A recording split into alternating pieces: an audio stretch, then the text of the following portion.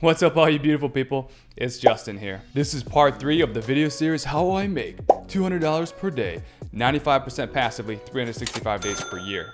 In this part, we're going to go over the specific steps and details you're going to need to know if you would like to make this house hacking experiment a reality for you, so you can gain the massive financial benefits of doing so. Let's get started. So the first thing to know is that house hacking and real estate ownership in general takes planning and patience, but has huge rewards when you commit and actually follow through on it. In order for a lender to lend you 95% of the purchase price of a house, you're going to have to demonstrate to the lender proof that you are able to reliably make the payments back on what you owe. On a quick side note, there are some mortgage loan products that require only 3% as a down payment, and veterans who are eligible for a VA loan do not need to actually put down anything, as in 0% down. Back to what I was saying.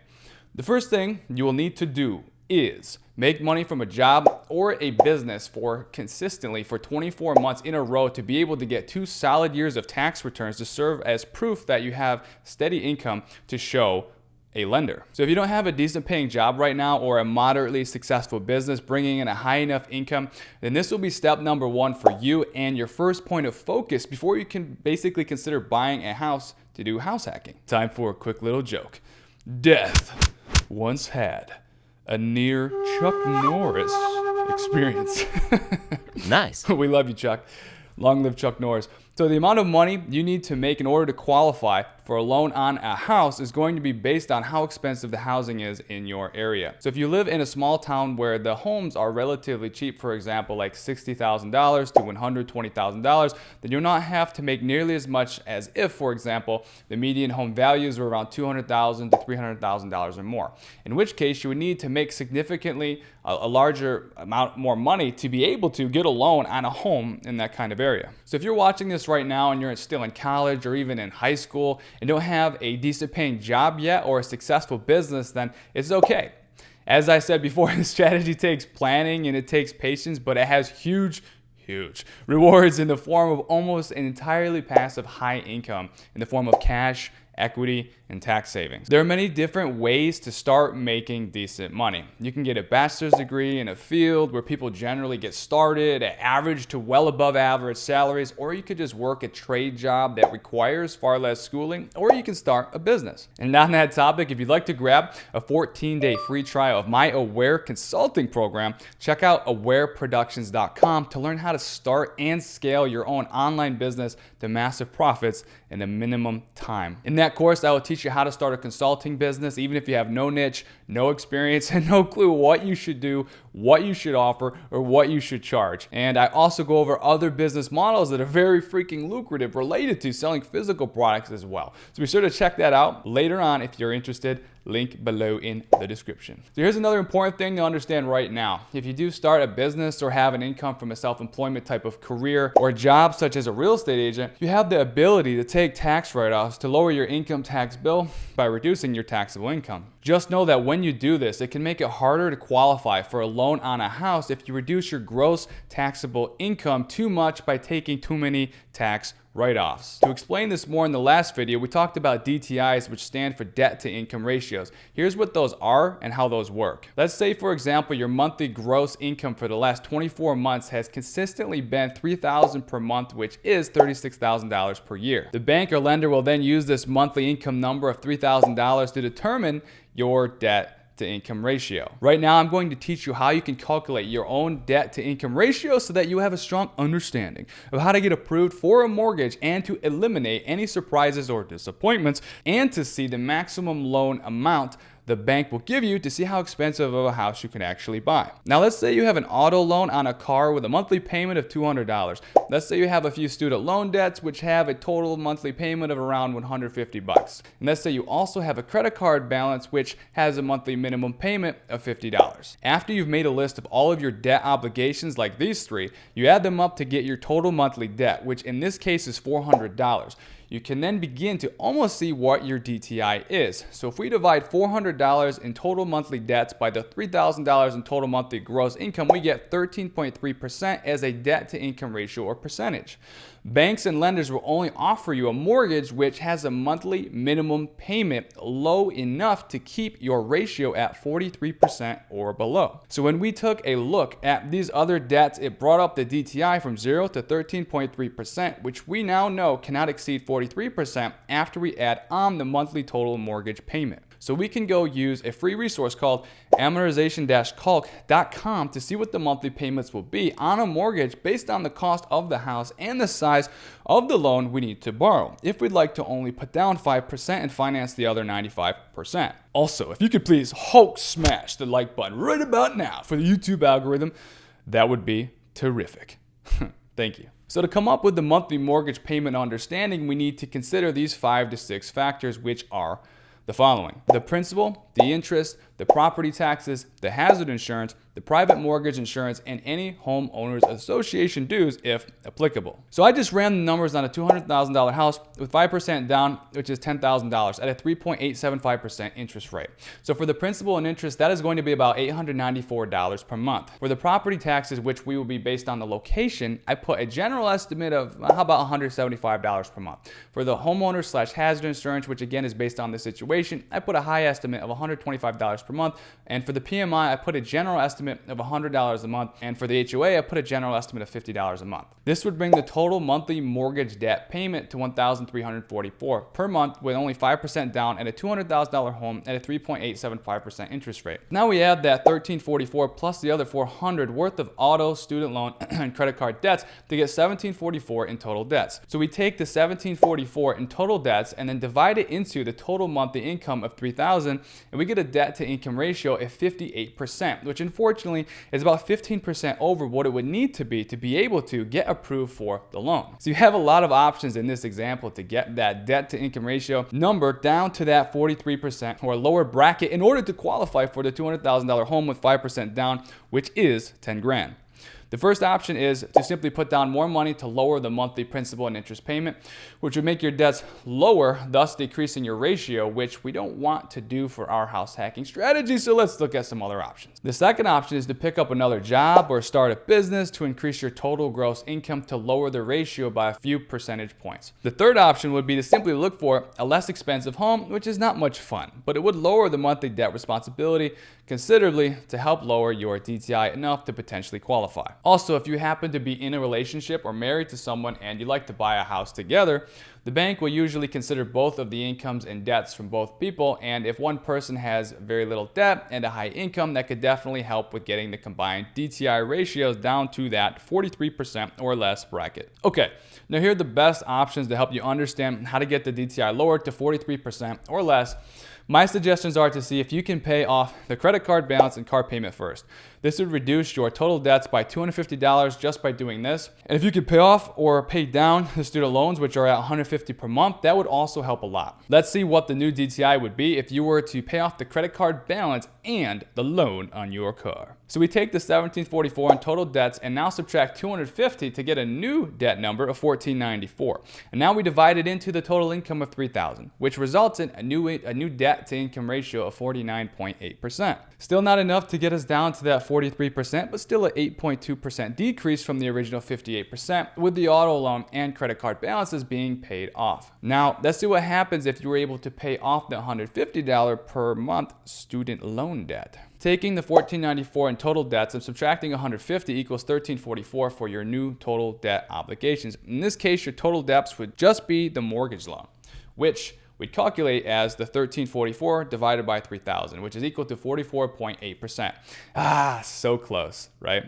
So in order to get that down by 1.8%, there's a couple of things we could do. We could see if the seller of the house would offer us a credit or a concession to help us increase our down payment from 5% to 6% or 7%, perhaps to further lower the monthly principal plus interest debt obligation. So if we came up with an extra 1%, which is $2,000 to put down on the house, and the seller of the house is able to contribute 1%, which is another $2,000 to pay for your closing costs, you could then use these savings to immediately put down as an extra down payment to gain an additional 2% for a new total down of 7%. 1% from your own savings and 1% from the seller's concession, which would make the new principal and interest payment $874, which is down $20 per month from the original $894 per month. This would bring the total debts down to $1,324 divided by 3,000, which gets 44.1%, which is only 0.7% decrease from the added 4,000 down, which is in this example. You can see why I don't think this is the best way, but it is a way. Determined to make this work, let's say we shop around for different homeowners insurance companies to get new quotes. The original policy for the homeowner/hazard insurance was $125 per month, and we really want to make sure we can get this specific $200,000 house because we don't want to go with a different one. After a few hours of research and a few phone calls later, you get quoted for a $90 per month policy, which is $35 per month less than the original $125 per month we were originally going with or using. Now we take a look at our new total debt, which was $1,324 minus the $35, which is $1,289, divided into the $3,000, and at last we get 42.9%,